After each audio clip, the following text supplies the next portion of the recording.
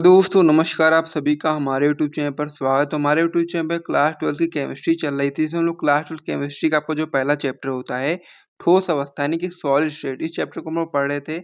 इस चैप्टर में अभी तक हम लोगों ने लेक्चर नंबर 3 तक देख लिया था। आज की वीडियो में बात करने वाले लेक्चर नंबर 4 के बारे में, जो कि आपके लिए इंपॉर्टेंट रहने वाला है, जिसमें हम लोग बहुत सारी चीज़ों के ऊपर डिस्कस करने वाले हैं, जैसे कि एकक सेल के प्रांचल के बारे में और भी सारी चीज़ें उसके बारे में हम लोग डिस्कस करेंगे। तो चलिए वीडियो को स्टार्ट करते हैं बिना टाइम को वेस्ट किए हुए।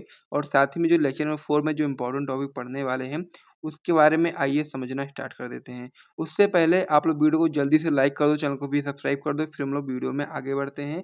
और साथ ही में यदि आपको 2025 बोर्ड परीक्षा के लिए टॉपर ग्रुप ज्वाइन करना है, तो आप लोग ज्वाइन कर सकते हैं। इसका प्राइस 499 रखा गया है, जिसमें आपको फिजिक्स, केमिस्ट्री, बायोलॉजी तीनों सब्जेक्ट के नोट्स और इम्पोर्टेंट क्वेश्चन आंसर दिया जाता है 2025 बोर्ड की परीक्षा के लिए। नंबर हमारा हो जाता है व्हाट्सएप नंबर 9793440081। इस नंबर पे आपको व्हाट्सएप पर मैसेज करना है। वहाँ पर आपको सारी जानकारी मिल जाएगी कि कैसे आप लोग टॉपर ग्रुप को ज्वाइन कर सकते हो। चलिए अब हम लोग अपने वीडियो की बात कर लेते हैं। तो आज इस वीडियो में हम लोग पढ़ने वाले हैं एकक सेल के प्रांचल के बारे में, यानी कि पैरामीटर्स ऑफ यूनिट सेल के बारे में। सबसे पहले इसमें आपको दो चीज़ें समझनी होती हैं कि अंताखंड और अंताकोण के बारे में क्या समझना होता है। एक सेल को प्रांचल निकालने के लिए सबसे पहले यहाँ पर आपको समझना पड़ेगा अंताखंड और अंताकोण के बारे में। तो अंताखंड जो आपका होता है, यहाँ पर 3 अंताखंड होते हैं एक सेल में, जो कि आपका होता है ए बी सी। और उसी प्रकार से 3 ही आपके अंताकोण होते हैं, जो कि आपका होता है अल्फा बीटा गामा। इस प्रकार से आपका ये होता है। तो कैसे होता है ये देख लेते हैं यहाँ पर। तो यहाँ पर ध्यान दोगे तो क्या है यहाँ पर सबसे पहले आपको 3 अंताखंड के ऊपर ध्यान देना है। सबसे पहला अंताखंड कौन-सा है? यहाँ से यहाँ तक की आपका पहला अंताखंड है, इसको हम लोग ए बोलेंगे। दूसरा अंताखंड आपका बी है, जो कि आपका यहाँ से यहाँ तक है, इसको हम लोग बी बोलेंगे। और तीसरा अंताखंड आपका ये वाला है, जिसे हम लोग यहाँ से यहाँ तक होता है, इसको हम लोग सी बोलते हैं। फिर अंताकोण की जब हम लोग बात करेंगे, तो यहाँ पर आपके 3 अंताकोण होते हैं। सबसे पहले हम लोग इसको वाला जो कोण बनना है, इस वाले कोण को हम लोग बोलेंगे अल्फा। और साथ ही में जो आपका यहाँ पर जो कोण बनना है, ये वाला कोण, इसको हम लोग बोलेंगे बीटा कोण। और साथ ही में जो आपका यहाँ पर ये वाला जो कोण बनना है, इसको हम लोग बोलेंगे गामा कोण। तो इस प्रकार से यहाँ पर आपके 3 अंताखंड और 3 अंताकोण होते हैं। अब उससे ही हम लोग यहाँ पर निकालने वाले हैं क्या? एकक सेल के प्रांचल के बारे में, यानी कि पैरामीटर्स ऑफ यूनिट सेल के बारे में। सबसे पहले हम लोग क्रिस्टल तंत्र की बात करेंगे, तो यहाँ पर अलग-अलग क्रिस्टल तंत्र दिए जाएँगे, जिसमें हम लोग अंताखंड और अंताकोण के ऊपर बात करने वाले हैं। सबसे पहला क्या होता है आपका क्यूबिक, हिंदी में बोलते हैं इसको हम लोग घनीय। तो क्या होता है क्यूबिक और क्या होता है घनीय का अंताखंड और अंताकोण, आइए समझते हैं। तो क्यूबिक का जो आपका अंताखंड होता है, आपका होता है ए बराबर बी बराबर सी। और अंताखंड की बात करेंगे क्यूबिक की, यानी कि घनीय की, तो आपका होता है अल्फा बराबर बीटा बराबर गामा बराबर 90 डिग्री। यानी कि इसमें सारी चीज़ें बराबर होती हैं और 90 डिग्री होता है। फिर आपका इसमें होता है टेट्रागोनल, जिसे हम लोग बोलते हैं द्विसमलंबाच। इसमें क्या होता है, इसमें आप लोग देखेंगे तो इसमें ए बराबर बी के था, बी बराबर सी के था। लेकिन यहाँ पर क्या है, एक बराबर होगा, एक बराबर नहीं होगा। तो कैसा होगा आपका, ए बराबर बी और बी नॉट बराबर सी। इस प्रकार से आपका ये हो गया। और वहीं पर यदि हम लोग अंतःकोण की बात करेंगे, तो ये सारी चीज़ें बराबर है, यानी कि अल्फा बराबर बीटा, बीटा बराबर गामा और गामा बराबर आपका यहाँ पर हो जाएगा 90 डिग्री। तो इस प्रकार से आपका ये हो जाएगा।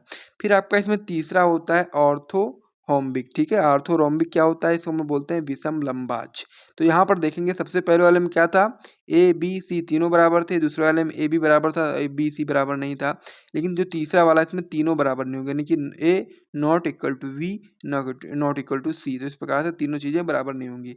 वहीं पर यदि हम लोग अंतःकोण की बात करेंगे, तो यहाँ पर अल्फा बराबर बीटा होगा, बीटा बराबर गामा होगा और गामा बराबर 90 डिग्री, यानी कि ये क्या होगा, तीनों अंतःकोण बराबर होंगे और 90 डिग्री के होंगे। तो इस प्रकार से यहाँ पर देखोगे तो अंतःकोण इन तीनों के, यानी कि क्यूबिक, टेट्रागोनल और ऑर्थोरोम्बिक, इन तीनों के क्या है, जो अंतःकोण है वो तीनों बराबर हैं। और वहीं पर यदि हम लोग अंतःकोण की बात करेंगे, तो पहले वाले में सारी चीज़ें बराबर हैं, दूसरे वाले में एक चीज़ बराबर नहीं है और तीसरे वाले में दोनों चीज़ बराबर नहीं है। तो इस प्रकार से आपको समझना है।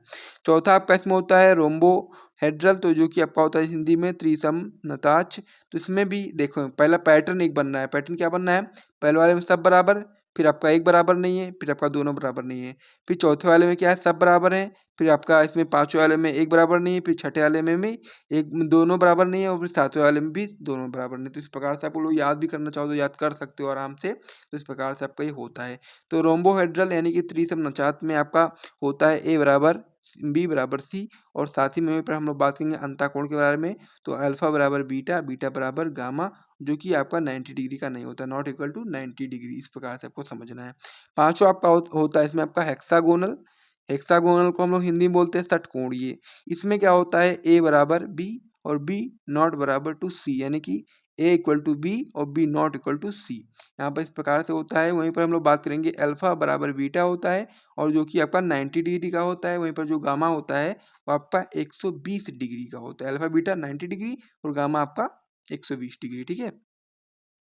फिर आपका होता है मोनोक्लिनिक छठा वाला एक नताज, जिसमें आपका ना ए बराबर बी होगा ना बी बराबर सी होगा, यानी कि दोनों आपका बराबर नहीं होगा। ए बराबर A not equal to B not equal to C. वहीं पर यदि हम बात करेंगे अंतःकोण के बारे में, तो अल्फा बराबर कह सकते हैं आप लोग यहाँ पर गामा होगा, और गामा बराबर 90 डिग्री, यानी कि अल्फा और गामा 90 डिग्री के होंगे और बीटा 90 डिग्री का नहीं होगा। इस प्रकार से आपका ये हो गया। फिर आपका होता है सातवां इसमें ट्राइक्लिनिक, जिसे हम लोग बोलते हैं त्रिनताज। इसमें ये सारी चीज़ें सेम होती हैं। अंतःखंड में बात करेंगे तो ये आपका A not equal to B not equal to C. और वहीं पर यदि हम बात करें अंतःकोण के बारे में, तो फिर यहाँ पर जो अल्फा होता है ये बराबर नहीं होता है बीटा के, बीटा ना बराबर होता है गामा के, और ना ही ये 90 डिग्री का होता है, यानी कि इसमें कोई भी अंतःकोण बराबर नहीं होते हैं। तो इस प्रकार से एक सेल के प्रांचल में इसी प्रकार से आप लोग याद कर सकते हो। और साथ ही में यहाँ पर एक ट्रिक अपना सकते हो। कौन सा ट्रिक अपना सकते हो, यहाँ पर क्या है, पहले पे लाइन आप पढ़ोगे। यहाँ पर क्या है, सी टी ओ आर, यानी कि सी टी और एच एम, हम, टी आर आई ट्राई, यानी कि सी टी और हम ट्राई। इस प्रकार से आप लोग इसको याद कर सकते हो, जिससे आप लोग सीक्वेंस याद रहेगा कि कौन सा पहले आएगा कौन सा बाद में आएगा। क्या होगा, कह सकते हैं जो शॉर्ट फॉर्म, यानी कि जो कह सकते हैं तरीका एक आप मान सकते हो, सी टी और हम ट्राई। तो इस प्रकार से आप लोग इसको याद कर सकते हो। फिर हम लोग अगले पेज पर बढ़ते हैं और भी चीज़ों को समझते हैं। इस पेज को मैं यहाँ पर हटा देता हूँ। हम लोग यहाँ पर पढ़ने वाले हैं 7 क्रिस्टल तंतुओं एवं 4 एकक सेलों से कुल 14 प्रकार के आपके यहाँ पर जालक संभव होते हैं, जिसको हम लोग ब्रेवेज ज्वालक बोलते हैं। क्या होता है, ये 7 प्रकार के क्रिस्टल तंत्र है, क्योंकि मैंने अभी आपको बताया था कौन कौन से थे। आपका घनीय था, द्विसमलंबाज था, विषमलंबाज, त्रिसमनताज, षटकोणीय, एकनताज और साथ ही में त्रिनताज। तो इस प्रकार 7 क्रिस्टल तंतु और साथ ही में जो आपका 4 प्रकार के जो आपका एकक सेल होते हैं, उससे आपका कुल 14 प्रकार के जालक संभव होते हैं, जिसे हम लोग बोलते हैं ब्रेवेज जालक। अब कौन कौन से जालक किसमें होते हैं, आइए समझ लेते हैं। सबसे पहले यदि हम लोग घनीय की बात करेंगे, तो इसमें आपका एकक सेल बन सकते हैं कौन कौन सा, आपका पीसीसी, बीसीसी और एफसीसी। पीसीसी को हम लोग हिंदी में बोलते हैं सरल या फिर आदि घनीय एकक सेल, और बीसीसी को हम लोग बोलते हैं अंतः केंद्रित घनीय एकक सेल, और एफसीसी को हम लोग बोलते हैं फलक केंद्रित घनीय एकक सेल। तो इस प्रकार से आपको समझ लेना है। तो घनीय से आपको कितने बन गए, 3 बन गए। फिर द्विसमलंबाज की जब हम लोग बात करेंगे, तो यहाँ से आपके बनेंगे बीसीसी और एफसीसी। बीसीसी मतलब कि आपका हो जाता है अंतः केंद्रित घनीय एकक सेल, और पीसीसी आपका हो जाता है सरल या फिर आदि घनीय एकक सेल। उसी प्रकार से विषमलंबाज की जब हम लोग बात करेंगे, तो इसमें आपके चारों प्रकार के जो आपका एकक सेल हैं वो संभव हैं, जैसा कि पीसीसी यानी कि सरल या आदि घनीय एकक सेल, बीसीसी यानी कि आपका हो जाता है अंतः केंद्रित घनीय एकक सेल, एफसीसी यानी कि फलक केंद्रित घन एकक सेल, और ईसीसी मतलब कि आपका होता है अंत केंद्रित घन एकक सेल। उसके बाद फिर आपका होता है त्रिसमनताज, इससे आपका पीसीसी जालक संभव है। उसके बाद फिर आपका होता है षटकोणीय, इसमें भी आपका पीसीसी होता है, यानी कि सरल या फिर आदि घन एकक सेल। और फिर आपका होता है एकनताज, इसमें आपका पीसीसी और ईसीसी होता है, यानी कि पीसीसी मतलब सरल या आदि घन एकक सेल, और ईसीसी मतलब आपका होता है अंत केंद्रित घन एकक सेल।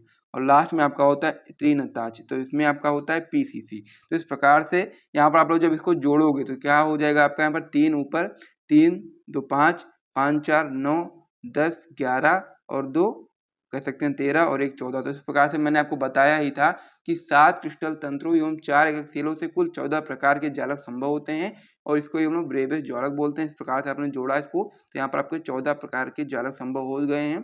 इनको ही हम लोग ब्रेवेज जालक बोलते हैं। इन 14 जालकों को ही हम लोग क्या बोलते हैं, ब्रेवेज जालक बोलते हैं।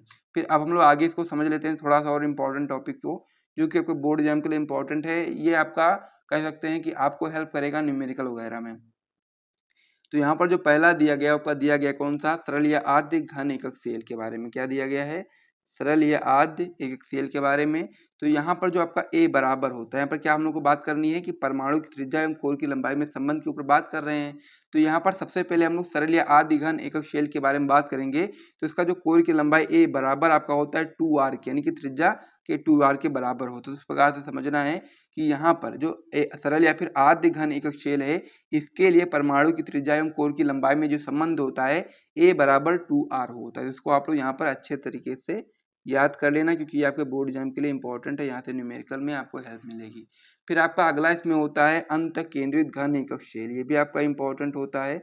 और इसमें यदि हम लोग बात करेंगे यानी कि बॉडी सेंटर्ड, आपका यहाँ पर यूनिट सेल के बारे में बात हो रही है, तो ये आपका होता है बीसीसी। इसमें जो आपका कह सकते हैं परमाणु की त्रिज्या एवं कोर की लंबाई में संबंध होता है ए बराबर 4 अपान में आपका अंडर रूट में 3r, इस प्रकार से आपका ये होता है संबंध। और उसके बाद फिर तीसरा आपका इसमें होता है फलक केंद्रित घन एकक सेल के लिए। तो हम लोग बात करेंगे जब, तो आपका होता है FCC बराबर आपका हो जाएगा ए बराबर आपका यहाँ पर जाएगा 2 अंडर रूट 2r, इस प्रकार से आपका ये हो जाएगा। कोर की लंबाई और त्रिज्या में संबंध होगा FCC के लिए, वो भी मैंने आपको यहाँ पर बता दिया है। तो इस प्रकार से इन तीनों चीज़ों को आपको पढ़ लेना है, क्योंकि आपके न्यूमेरिकल में आपकी सहायता करेंगे। और साथ ही में इसको आपको अभी के अभी तैयार कर लेना है। और साथ ही में यदि आपको यहाँ से वीडियो पसंद आए तो वीडियो को लाइक करिए, चैनल को भी सब्सक्राइब करिए। और फिर हम लोग वीडियो को समाप्त करते हैं। मिलेंगे नेक्स्ट वीडियो में इसी प्रकार से और भी नए टॉपिक के साथ में। तब तक के लिए जय हिंद।